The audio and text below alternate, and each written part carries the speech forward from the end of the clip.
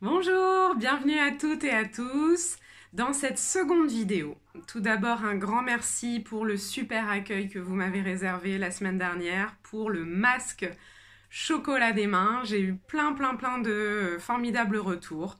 Et donc, je suis super contente de vous retrouver aujourd'hui pour de nouveau un conseil pour prendre soin de vos mains.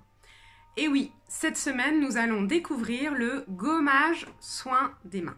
Alors, nous avons besoin de 4 ingrédients. Premier ingrédient, sucre roux cassonade. Deuxième ingrédient, huile d'olive. Troisième ingrédient, du miel. Quatrième ingrédient, le citron. Ou vous pouvez aussi prendre du jus de citron déjà pressé en bouteille. Prenez par contre du pur jus de citron. Ça, c'est pour les ingrédients. Au niveau du matériel, vous allez avoir besoin d'un bol et vous allez avoir besoin d'une cuillère à café et d'une cuillère à soupe. C'est pareil, vous pouvez avoir un récipient pour, à la fin, recueillir le reste de notre préparation. Donc moi, j'ai un petit pot à confiture. Alors, la première étape, c'est de faire ce gommage sur des mains propres. Donc, à la maison, vous pouvez utiliser évidemment du savon avec de l'eau tiède. Moi, pour que ce soit plus pratique, je vais me désinfecter les mains avec du gel hydroalcoolique. Lorsque vous faites votre lavage des mains, prenez ce temps. Voilà, la peau contient les récepteurs du toucher. Donc, faites de ce moment déjà un premier rituel pour prendre soin de vous, pour que ça puisse envoyer le message à votre cerveau que vous souhaitez vous relaxer, vous détendre. Donc on n'oublie pas de faire les phalanges, les ongles, le dessus des mains, l'intérieur des mains, les poignets. Et une fois que tout est bien lavé, on va pouvoir commencer notre recette. Veillez bien aussi à avoir des ustensiles propres, donc relavez peut-être votre bol, votre cuillère, enfin vos cuillères, et surtout le petit récipient pour conserver le reste de notre mélange, lui doit être stérilisé. Donc par exemple, vous pouvez faire bouillir de l'eau, avec une cuillère en bois, vous mettez le pot de confiture, là par exemple, imaginez, j'ai fait bouillir de l'eau, j'ai mis de l'eau avec une cuillère en bois. Je dépose tout doucement, attention aux éclaboussures, mon pot de confiture à l'intérieur. Ça va stériliser en fait le contenant. Et ensuite, de nouveau avec une cuillère en bois, je viens récupérer mon contenant, je le sèche et comme ça, il va être stérilisé pour pouvoir recueillir notre recette afin de l'utiliser dans les semaines à venir. Je vous expliquerai ça à la fin. Alors, je vais prendre le sucre roux. Je vais avoir besoin de la cuillère à soupe. Et je vais, du coup, prendre une cuillère à soupe bombée. Voilà, je vous montre, de sucre que je mets à l'intérieur de mon récipient. Ensuite, je prends l'huile et je vais mettre également une cuillère à soupe d'huile d'olive que je vais mettre dans mon récipient. Et là, attention, je change de cuillère. Je vais prendre la cuillère à café et je vais ajouter le jus de citron. Donc, une cuillère à café de jus de citron que je mets à l'intérieur du mélange. Et pour terminer, le miel. Alors moi, je termine toujours par le miel parce que vu que c'est l'ingrédient le plus collant, une fois qu'on en a mis sur la cuillère, on a du mal à l'enlever. Donc, n'hésitez pas d'ailleurs à prendre la deuxième cuillère pour pousser le miel dans votre bol. Et une fois que nous avons les 4 ingrédients, eh bien nous allons mélanger.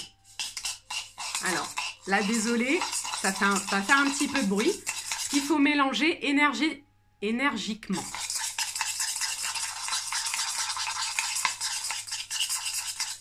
Et voilà.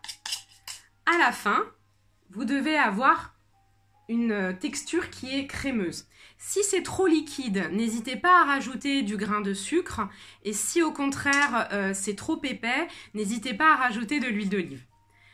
Ensuite, vous allez prendre une cuillère à café que vous allez poser à l'intérieur de vos mains. On commence toujours par l'intérieur des mains parce que la peau elle est plus épaisse. Hein, les mains servent à prendre des objets, donc c'est normal, naturellement, la peau de nos mains, la paume plutôt de nos mains est plus épaisse que le dessus. Et on va tranquillement commencer à faire glisser les grains à l'intérieur des mains. Alors là, vous pouvez avoir créé une ambiance de détente avec peut-être une bougie, une musique, du parfum, de l'encens, voilà, de vous octroyer un moment de détente. On va faire l'intérieur des mains et puis ensuite faire glisser entre les phalanges pour faire les côtés des doigts. Et puis les poignets. Je ne sais pas si vous entendez la musique, je vais augmenter. Voilà. Et le dessus des mains. Alors, soit vous faites comme si vous enfiliez des gants. On part du bout des ongles et on enfile un gant. Soit les pattes de chat.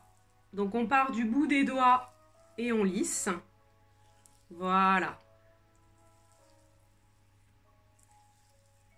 L'important, c'est vraiment de partir du bout des ongles et de remonter vers le poignet en direction du cœur. Ça va aider à drainer, à dégonfler si vous avez les doigts qui ont tendance à enfler. Ça aide au retour lymphatique. Voilà. Et ensuite, on va faire comme si on se lavait les mains et faire un petit peu des mouvements circulaires partout. N'hésitez pas à insister là à la naissance des doigts, là, hein, au niveau de la tête des phalanges. C'est souvent ici qu'il y a un petit peu de corne. Et ce qui est génial, c'est qu'on va pouvoir aussi faire un soin des ongles en même temps. Donc vous allez, avec la pulpe des doigts, venir faire des cercles sur le pourtour de vos ongles.